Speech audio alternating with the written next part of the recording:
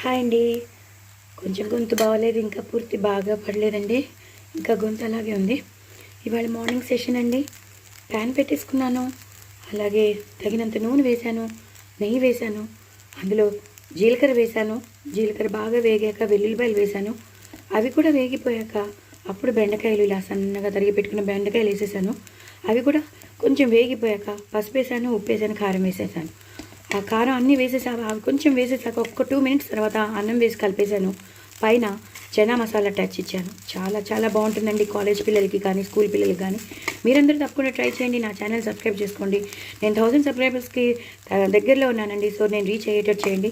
But very very tasty బెండకాయ fry మీరు కూడా తప్పకుండా ట్రై చేయండి.